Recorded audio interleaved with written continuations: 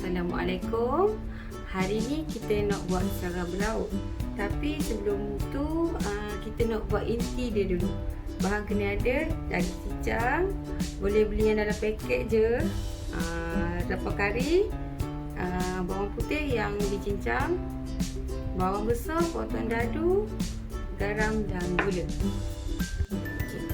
Mula-mula masukkan minyak. Tak perlu banyak sebab nanti daging tu kek dia akan keluar minyak. Okey. Tumis bawang potong yang kita potong tadi. Okey, kemudian masukkan bawang putih yang kita cincang tadi. Okey. Tumis. Goreng hingga kekuningan. Ni kuah kari kita campur dengan sedikit air. Kita nak buat paste dia.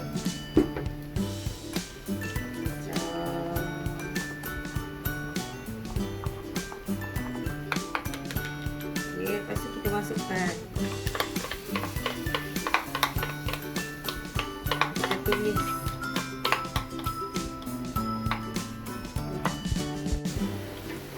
Okey, seterusnya kita masukkan daging. Okey, boleh tambah sedikit air.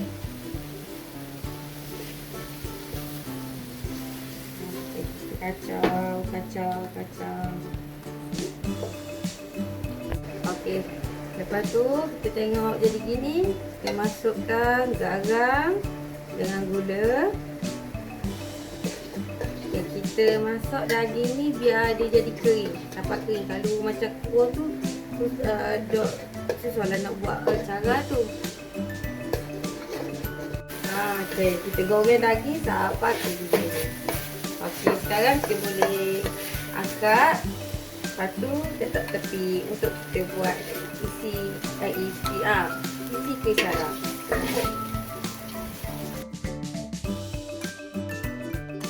Okey. Inti dah siap. Lepas tu pula kita nak buat tepung dia.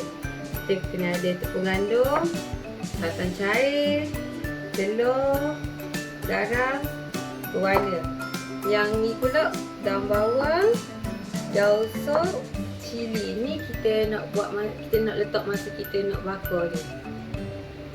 Okey, senang je kita nak buat dia punya tepung. Okey, masuk tepung dalam blender. Ni cara yang senang. Masuk tepung. Okey, masuk santan.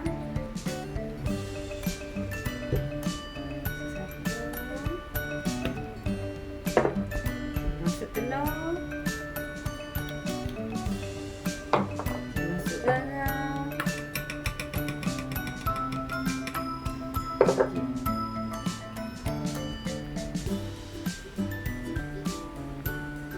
masuk kuah. Lepas tu blend. Okey, ni yang kita blend tadi. Untuk senangkan kita letak je dalam dalam bekal ni. Senang kita nak tuang dalam acuan jadi. Okey, mula-mula kita kena reset minyak dulu dalam acuan ni supaya tak moving dekat.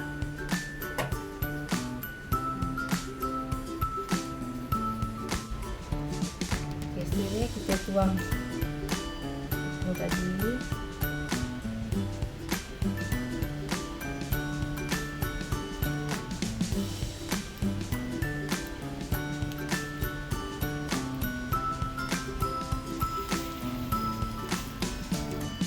Kita letak isi dia agak-agak je.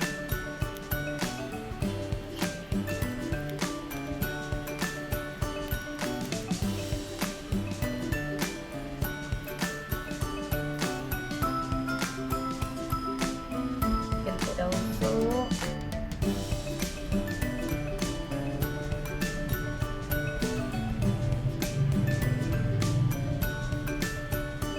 Daun bawang.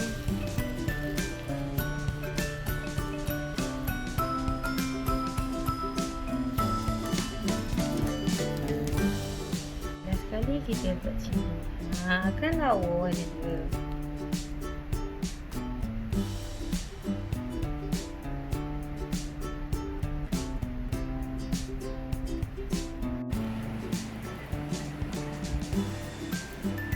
nak buat kuih ni kena sabar. Dok sabar, dok boleh.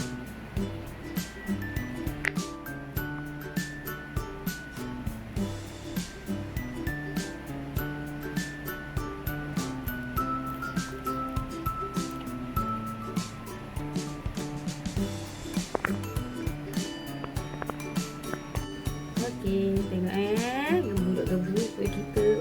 Panasnya. Gebu dah. Okey. Okey.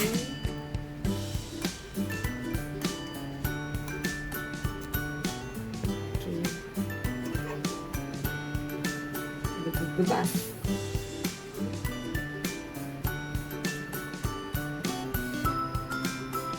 Lekat lagi maknanya dok masuk lagi.